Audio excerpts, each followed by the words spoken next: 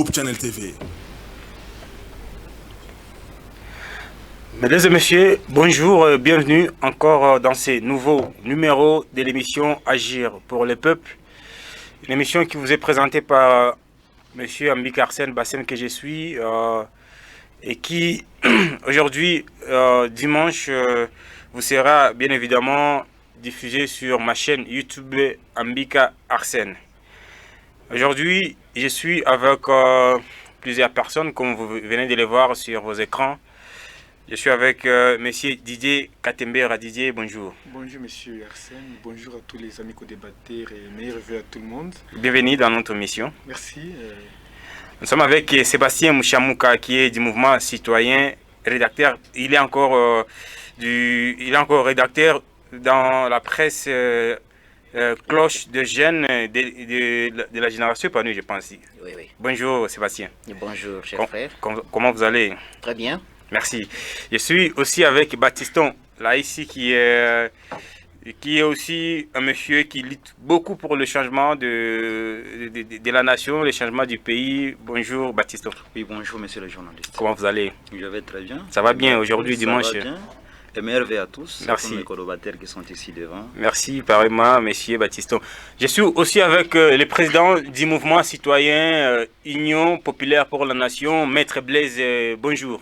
Bonjour chers amis, bonjour à tous et bon dimanche à toute la population du site Kivu. Comment vous allez, maître? Ça va très bien. Voilà, aujourd'hui on va parler de sujets importants, les sujets qui font la une qui ont fait la une de la semaine et qui aujourd'hui font encore la une au niveau de notre province mais également au niveau du pays, de la nation congolaise. La pétition contre le gouverneur de la province du Sud Kivu. Ça fait déjà quelque temps, depuis que la pétition a commencé à circuler dans la province, dans les territoires, plusieurs personnes cherchent aujourd'hui la tête du gouverneur. Pourquoi et pour quel intérêt, pour quelle fin? La suspension du maire de la ville de Bukavu, qui a été faite bien évidemment par le gouverneur de la province. Aujourd'hui, on va en parler pour chercher à comprendre pourquoi les gens veulent que le gouverneur parte, pourquoi le maire de la ville a été suspendu. Monsieur Didier, la pétition. Bon. Notre province a toujours été victime de ce genre de cas. On cherche toujours à faire partir les animateurs de la province. Monsieur Ngwabidje, avec les qualités qu'il a, avec tout ce qu'il a fait pour cette province, avec tous les bienfaits qu'il a fait pour cette province, pourquoi les gens ne veulent pas la stabilité de la province? Théo, Didier Katembera. Merci beaucoup de la parole m'accorder. Je voudrais ici saluer les deux parties, les pétitionnaires et les contre-pétitionnaires. Mais avant d'entrer dans les vifs du sujet, je vais porter la connaissance de la population de Bukavu que voilà, à Bagira, nous avons le centre d'inspiration de Nyaki Doudouma qui est vendu à un colonel de l'armée, on ne sait pas pourquoi. Donc j'appelle en tout cas le gouverneur du site Kivu à s'intéresser à s'époquer personnellement de ces problèmes parce que les centres d'épuration de Bagira, c'est les centres qui prend tous les déchets de toilettes et qui les transforme au niveau de Nyaki Doudouma. Donc si on vend ces patrimoines, parce que moi j'appelle ça patrimoine, en tout cas ça sera un danger, catastrophe naturelle à Bagira. Ça sera beaucoup plus dangereux que le coronavirus. Donc j'appelle vraiment le gouverneur à s'impliquer personnellement à cette question. Si je vais ici parler de la pétition, de la contre-pétition, je ne suis pas pétitionnaire, mais je voudrais en tout cas pour critiquer le gouverneur, je dois le faire avec des faits, avec des éléments probants qui prouvent réellement qu'il est responsable des actes qui lui ont été reprochés. Et là, les pétitionnaires disent voilà qu'il aurait, jusque-là, c'est pas confirmé. Ils disent qu'il aurait détourner l'argent ou les dons des sinistrés de Nyamugo, de Kassika, je ne sais pas où. Ils disent aussi que le gouverneur, voilà, il a détourné 3,5 millions des histoires de dollars pour réhabiliter la route Ngouba et d'autres, je ne sais pas où. Ils disent aussi que le gouverneur, voilà, il a mal géré la province depuis qu'il est à la tête de la province. Il n'y a rien de visible. Sauf qu'il y a au moins des petits gestes qu'il a posés, mais il n'y a rien de visible. Et voilà, ils disent voilà, que la crise à coronavirus ou la maladie de coronavirus a été mal gérée en province. Et c'est ça, en fait, les fondements sur lesquels se basent les pétitionnaires. Et les contre-pétitionnaires disent voilà, que le gouverneur a bien géré la province. Il y a beaucoup de motivations qui ont fait qu'ils mettent en circulation leurs contre-pétitions. Et moi, en tant qu'analyste, je me dis,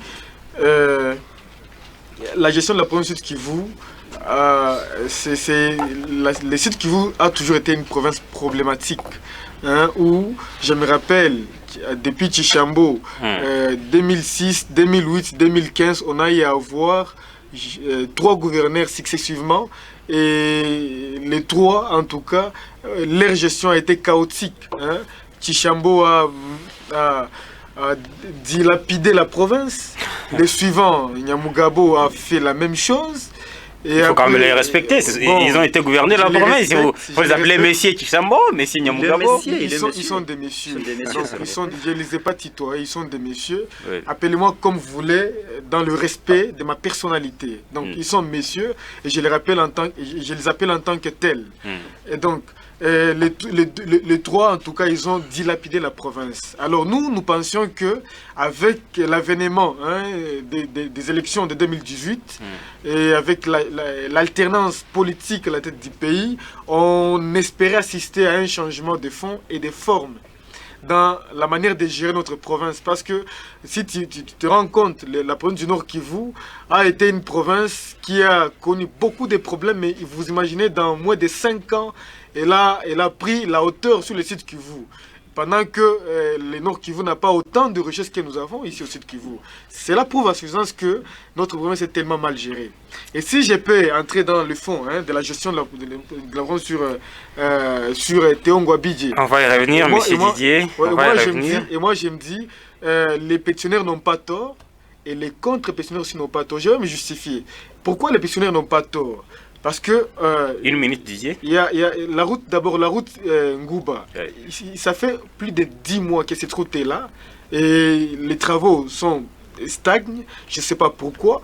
S'il y avait un de ces communicateurs, il aurait à nous donner des raisons. La route la route de Ruzizi 2, qui part de Ruzizi 2 à la place Major Vangou, ça a commencé depuis Nyamugabo jusqu'à aujourd'hui, ce n'est pas encore fini, pendant que c'est moins de 2 km. Là, nous devons être clairs. Je m'en vais par rapport au social de la population Sud Kivu. Je me dis, voilà, rien n'a changé. On espérait un grand changement. 2 ans déjà à la tête de la province, ça me dit voilà, qu'on aurait assisté à un grand changement. Point de vue social de la population, mais rien n'a été fait. Merci, Didier. Je m'en vais pour finir à la situation sécuritaire à Bukavu comme ailleurs. En tout cas, ça ne va pas. Point de vue sécuritaire, point de vue réhabilitation des infrastructures routières, j'ai été à Fizi il y a peu. En tout cas, la route Bukavu-Fizi, elle n'existe presque pas. Et la route Bukavu-Chabunda, elle n'existe presque pas. Pendant que tout ça sont des grands chantiers sur lesquels le gouvernement devrait se focaliser pour redorer l'image de la province. Nous aurions souhaité quitter Bukavu-Baraka dans moins de 6 heures, mais aujourd'hui vous devez faire 2 jours pour partir de Bukavu à Baraka. Merci. Là, ça ne va pas. Merci Didier pour votre analyse. Maître Blaise, comment vous appréhendez cette situation? Merci de l'opportunité de la parole nous accorder. Permettez-moi d'abord, à cette date d'aujourd'hui, le 17, de rendre un vibrant hommage à la mémoire de Laurent Désiré Kabila et Patrice Emery Lumumba, nos héros nationaux, qui sont du moins restés un modèle de la révolution congolaise, qui ont lutté pour la liberté, la démocratie et le développement de notre pays. Je salue en tout cas cet acte de bravoure des pétitionnaires qui ont en fait compris que seule la population est le maître de son bonheur. Ils ont compris que la province traverse un moment très calamiteux de la mauvaise gestion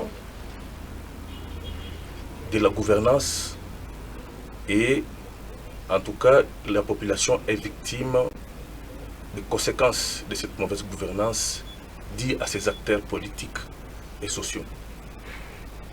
Nous rappelons ici que nous, en tant que jeunes, nous avons cette obligation morale vis-à-vis de nous-mêmes d'abord et vis-à-vis des autres. La province doit être sauvée. Elle doit être sauvée de cette situation, puisque assez, c'est assez. Il en est de trop.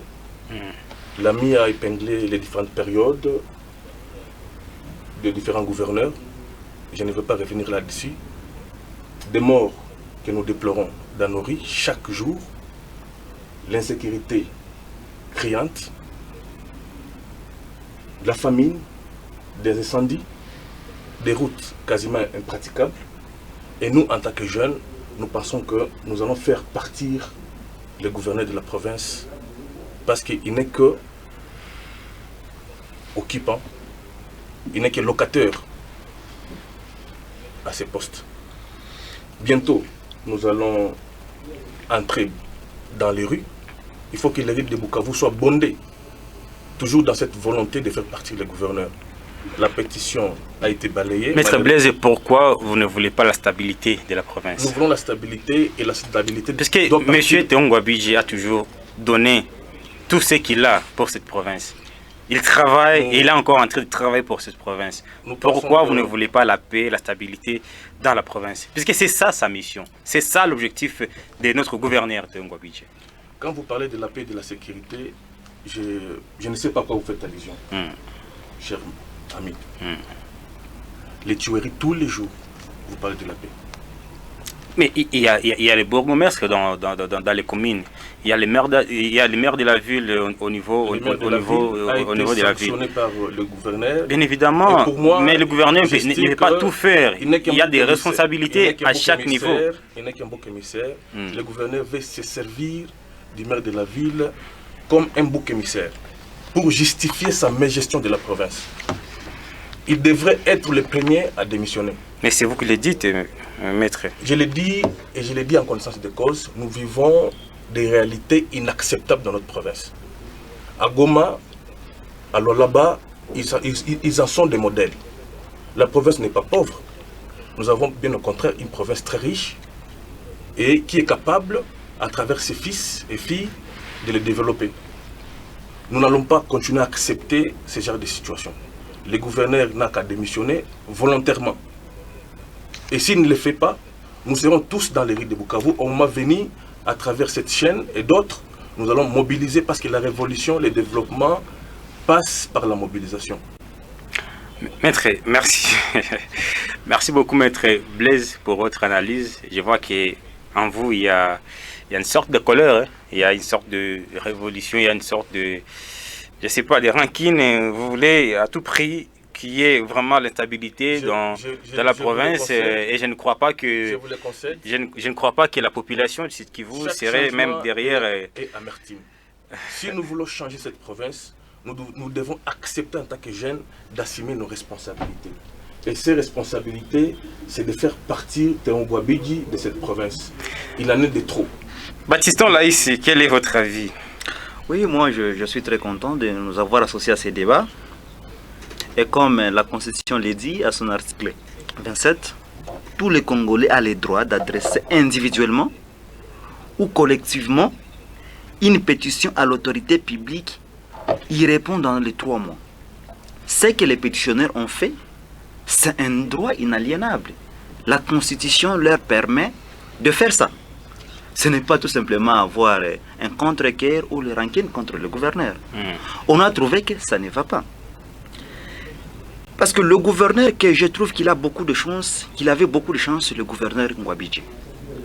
Parce que quand on cherchait quelqu'un qu'on va mettre comme gouverneur, comme candidat de l'ANP et FCC Cash, on a insisté, la société civile a dit qu'il faut qu'il y ait quelqu'un qui vit à Bukavu.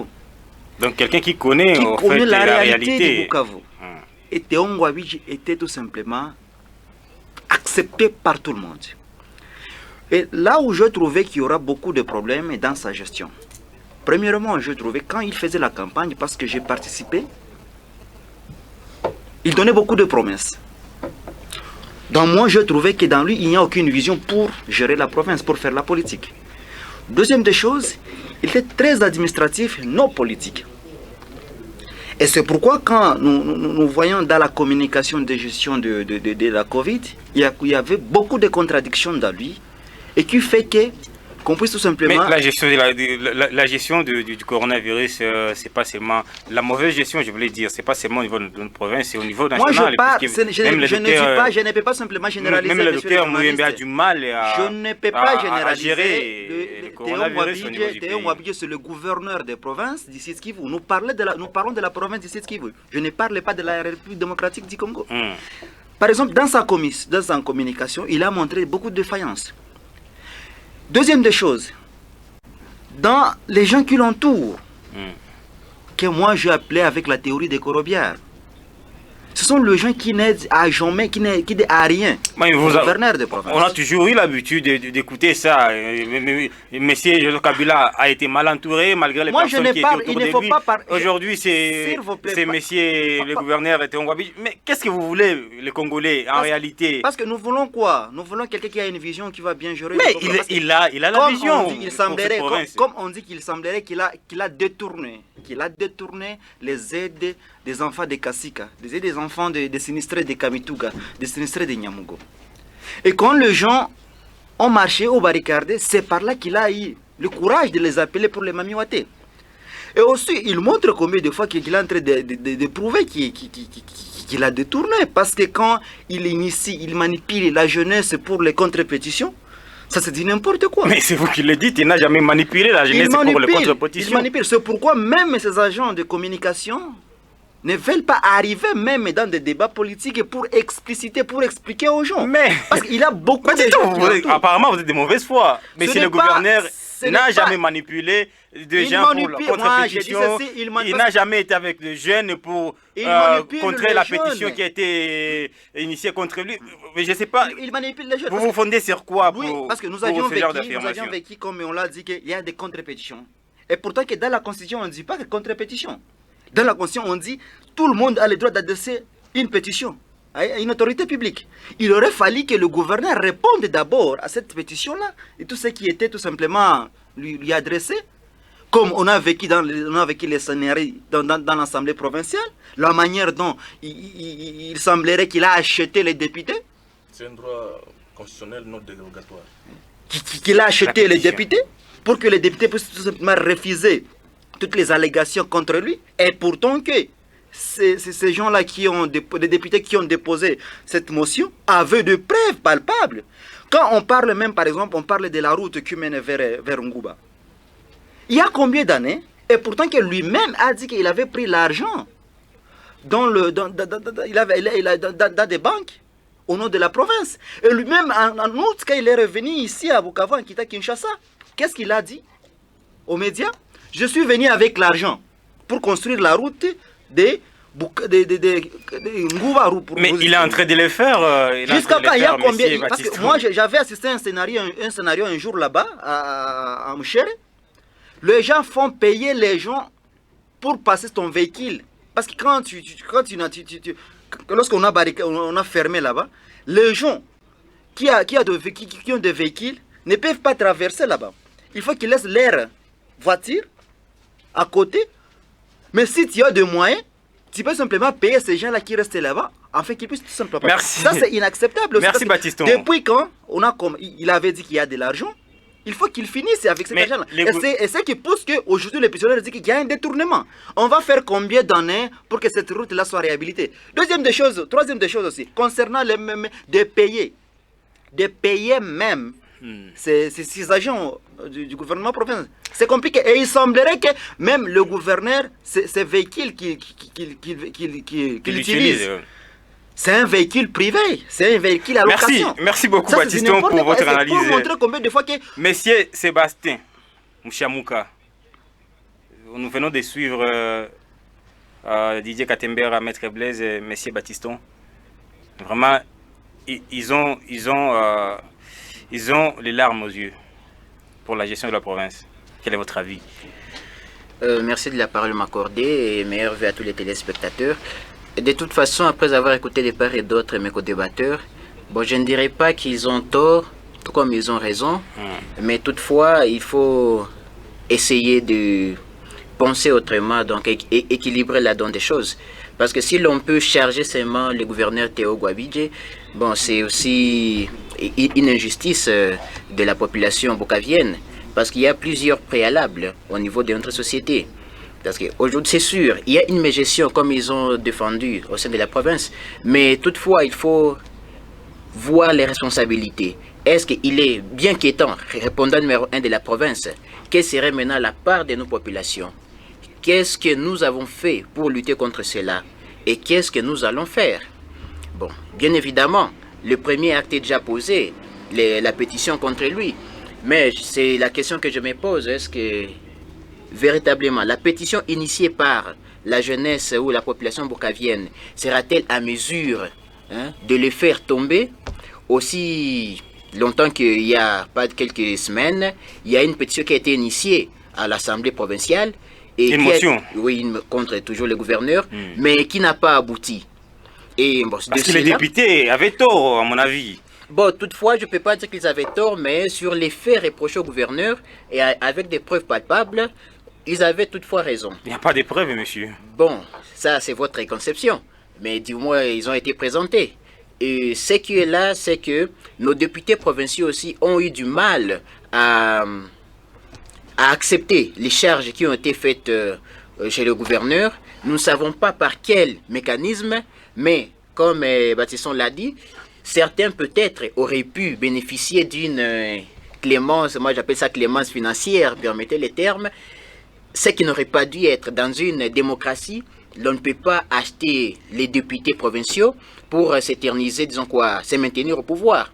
Et nos députés aussi doivent avoir une autre conception de la gestion administrative. Ce n'est pas le fait d'être qu'on les monnaie qu'ils peuvent appuyer les bêtises dont fait preuve leur chef. C'est inconcevable. Et quant à nous, population, je dirais particulièrement la jeunesse, il serait vraiment honteux et ridicule de voir une mégestion accrue, les délabrements de notre société à grande échelle sur tous les plans, et que nous puissions aussi acclamer ce qui s'est fait. C'est vraiment horrible. Particulièrement, bon, j'essaie de me poser quelques questions précises. La route est telle que viennent de souligner mes co-débatteurs. Société, monsieur. Oui, oui. Parti Séméry Lumumba, ça fait 10 mois.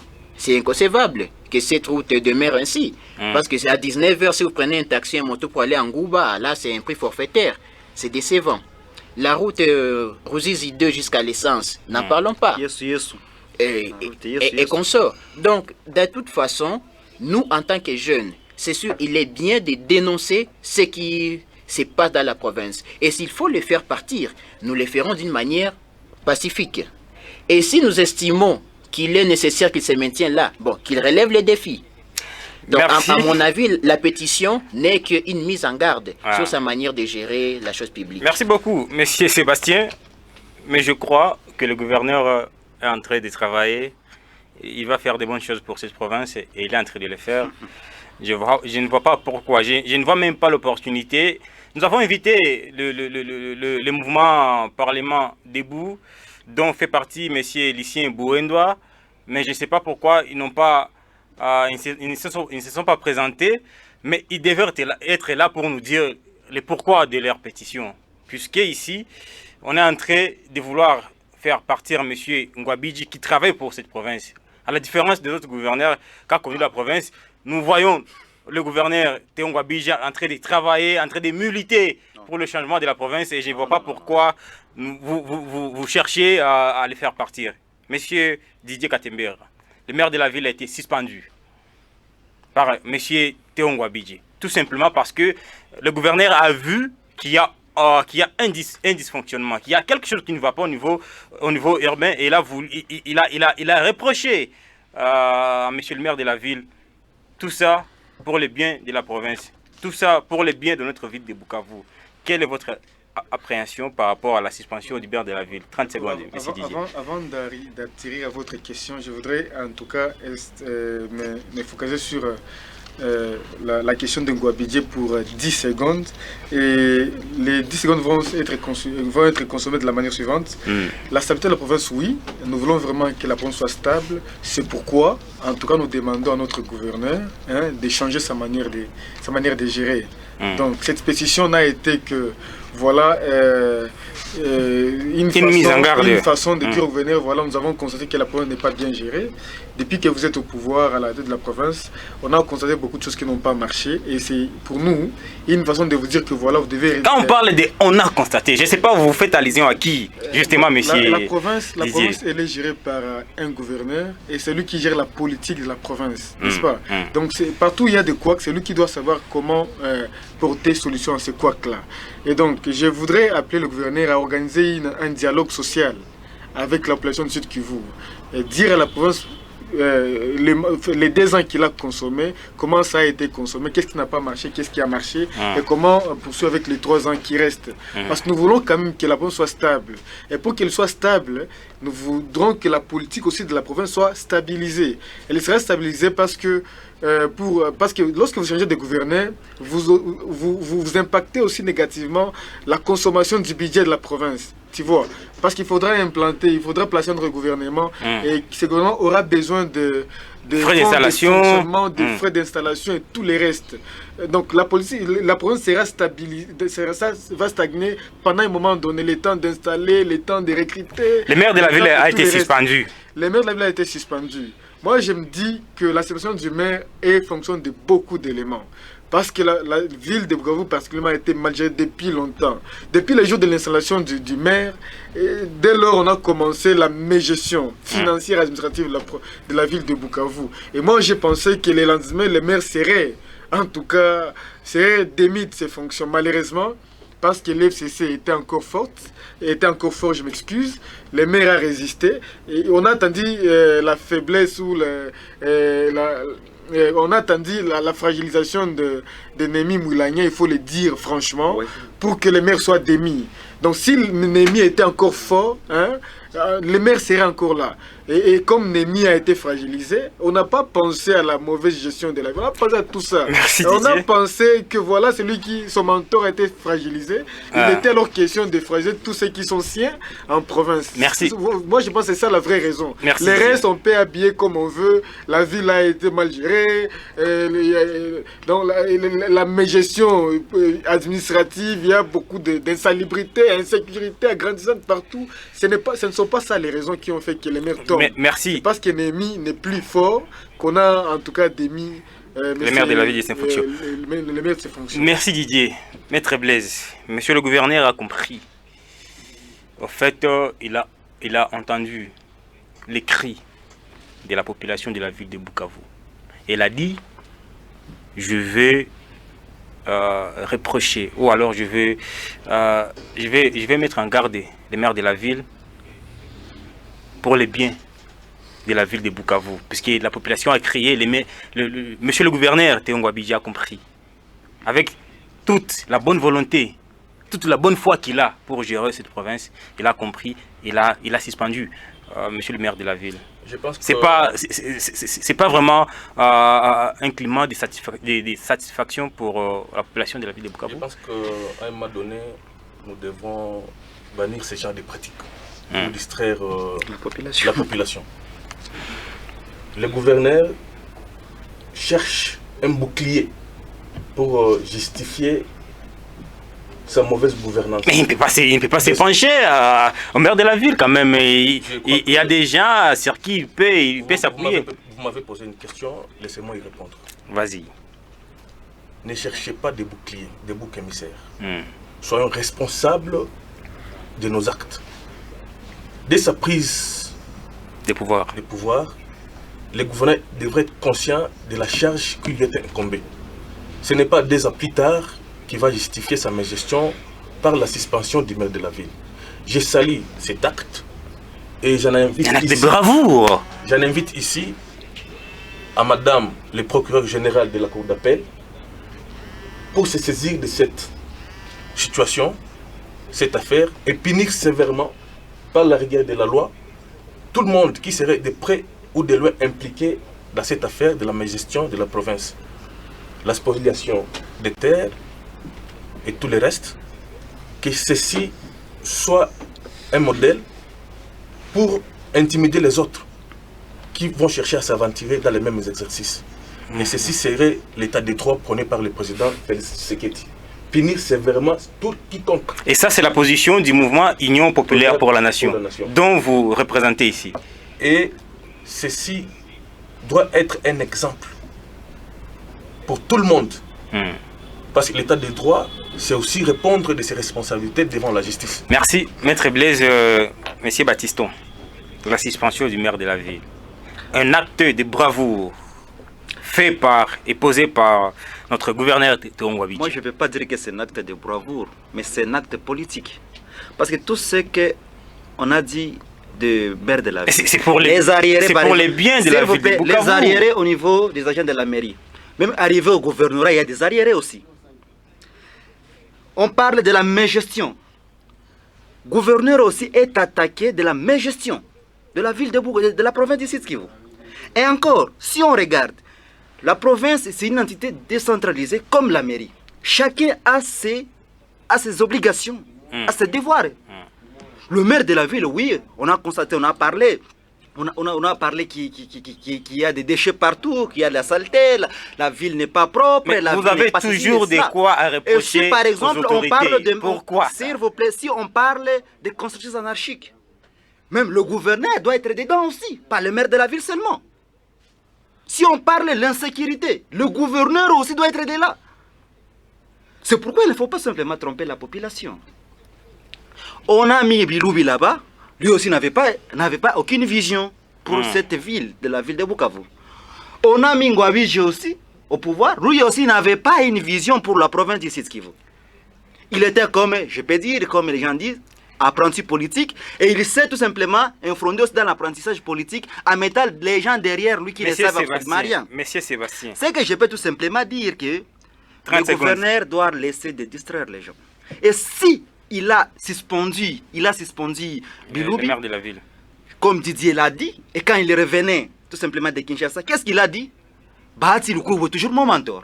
Et comme nous le savons toujours, c'est le conflit de leadership entre Lukwebo et Némi. Ça devient tout simplement des vengeances contre les poulets de Némi. Merci. Parce que pourquoi jusqu'à aujourd'hui, depuis il y a 2 ans, pourquoi il n'a pas suspendu M. Biloubi? Il a suspendu Biloubi aujourd'hui, c'est à cause de la politique, ce n'est pas à cause de la mégestion. Parce que lui aussi montre l'incapacité, montre la mégestion de la province. Merci Baptiston. Sébastien, dans 30 secondes, la suspension du maire de la ville. Monsieur le gouverneur a compris les cris de la population de Bukavu et là, il a mis en garde les maires de la ville pour le bien de la ville de Bukavu, mais également pour le bien de la province. Quel est votre entendement? Bon, concernant cette question, vraiment, je ne salue pas la manœuvre faite par les gouverneurs de la province sur sa suspension du maire de la ville, bien dire. Bon, sur cette question, moi, je dirais que l'on a sacrifié l'âne à la place du bœuf. C'est vous qui le dites, hein? Oui, effectivement, parce que quand on reproche au maire de la ville quelques faits, tels que mentionnés dans l'arrêté du gouverneur, l'existence de marchés pirates, les incendies à répétition ou la spoliation des terrains publics. Bon, de toutes les façons, le maire de la ville n'est pas le seul à être impliqué dans ces genres d'erreurs, y compris même son répondant numéro 1. Mais je ne vois pas comment est-ce que l'on peut s'acharner à un seul individu au moment où la responsabilité a été partagée. Merci Sébastien. Sur ces faits, moi je suggère, tout comme l'a dit Maître Blaise, de se saisir de cette question, de faire appel aux cours et tribunaux pour que toute personne qui a été impliquée dans ces dossiers puisse répondre de ses actes. Merci. Mais l'on ne peut pas simplement tirer un individu et pour comme je dirais, hein, Merci le Sébastien. chargé Merci de pour toutes votre analyse Sébastien. Didier Katebea, merci d'avoir participé à l'émission. Merci de vous être disponibilisé pour prendre part à cette émission. Maître Blaise, Monsieur Baptiston, aussi Monsieur Sébastien. Merci beaucoup pour vos analyses. Merci à vous, téléspectateurs, pour avoir suivi cette émission Agir pour les peuples qui vous est présentée par Monsieur Ambika Arsène Bassem que je suis, qui est rediffusé sur Hop Channel Télévision mardi à partir des 21h30 et dont les vidéos vous est postées sur ma chaîne YouTube appelée Arsène Ambika. Merci beaucoup pour ce temps que vous venez de passer à nous suivre et rendez-vous les prochains dimanches pour un autre numéro de l'émission. Merci beaucoup, beau dimanche. Merci aussi. Pourquoi les spectateurs se croient toujours meilleurs qu'un professionnel sur le terrain de football? Mais aussi en politique, des fois, nous les dirigés, nous nous croyons compétents que nos dirigeants. Alors prenons une minute de réflexion en s'imaginant être à la place de ces dirigeants. Et vous verrez combien ils travaillent dur pour améliorer chaque jour nos conditions de vie. Il manque juste notre soutien, notre collaboration pour y arriver totalement. Mais au lieu de soutien, nous voulons leur place. Théo Ngwabidje Kassi améliore déjà petit à petit la vie des Sud-Kivusiens, les routes et bien d'autres. Il n'a qu'une année. Mais nous voulons qu'il améliore tout en un clin d'œil. C'est ça le problème. Rome n'a pas été construite en un seul jour. Alors à chaque fois que vous sollicitez le départ d'un dirigeant, réfléchissez un peu. Si vous pensez que le dirigeant n'a pas été compétent, alors est-ce que vous l'êtes ?